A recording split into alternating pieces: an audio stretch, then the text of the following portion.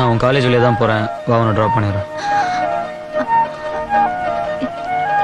யாராவது பார்த்துட்டா? பார்த்தானே, நான் உன்னை லவ் பண்ணுறேன், நீ என்ன லவ் பண்ணுற. லவ் பண்ணுறல?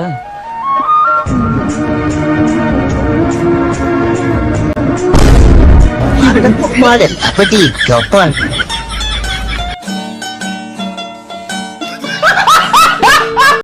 பொண்ணுங்க ஜங்க ஜங்க பொண்ணுங்க ஜிங்க ஐயோ நடிக்காத முத்தப்ப ஜொஞ்சு பஜாலோ நடிக்காதடா.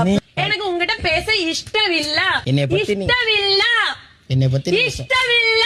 நாய் நாய் நாய் இந்த பேசிட்டு இருக்க.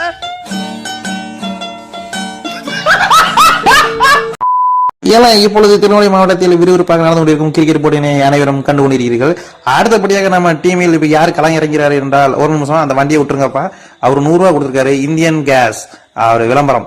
இது 2 முறை சுத்தி விட்டு அதுவே சென்றுவிடும், யாரும் ஆத்திரப்பட வேண்டாம். அடுத்து பாரத் கேஸ் இருக்கு, அது 7வது ஓவருக்கு வரும் என்பதை மகிழ்ச்சியுடன் தெரிவித்து அவன் 50 ரூபாய் கொடுத்து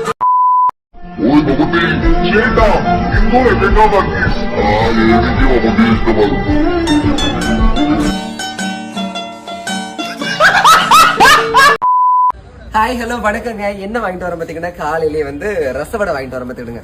சூடு. ஆனா எங்க ஊர்ல வந்து ரசவடைன்னா அதுல வந்து ரசம் ஊத்திருக்க மாட்டாங்க, சாம்பார் ஊத்திருப்பாங்க. சரியா? 2 ரசவடை 20 ரூபா. சரியா? ரசவடை வாங்கிட்டு வந்தாச்சு பாத்துக்கிடுங்க. சூடு. என்ன சுடுவு.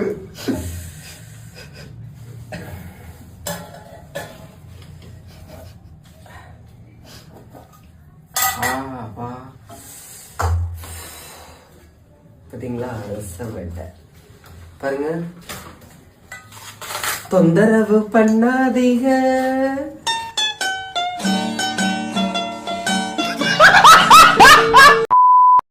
ஹாய் ஃப்ரெண்ட், காமெடி வீடியோ போட்டாச்சு, டான்ஸ் போட்டாச்சு, ஓன் வாய்ஸ் போட்டாச்சு, ஒன்னும் வேலைக்கு ஆக மாட்டேங்க. வேற என்ன செய்யலாம் சொல்லுங்க, செஞ்சிருவோம்.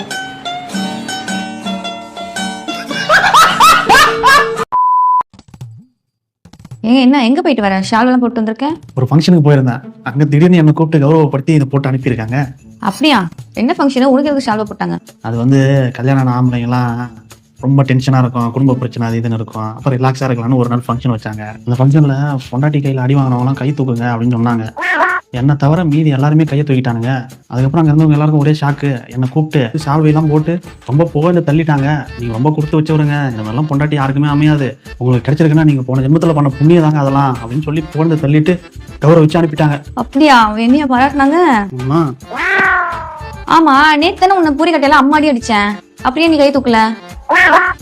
ஒருவேளை அவங்க முன்னாடி என் மானத்தை வாங்க கூடாதுன்னு கை தூக்காம இருந்துட்டியோ? அதெல்லாம் ஒண்ணும் இல்ல, நேற்று நீ அடிச்ச அடியில என் கையை தூக்கவே முடியல, அதனாலதான் தூக்காம இருந்தேன். அப்ப கையை தூக்க முடிஞ்சா தூக்கி இருப்ப. சொல்லு, நீ தான் தைரியமான ஆளத்தை சொல்லு.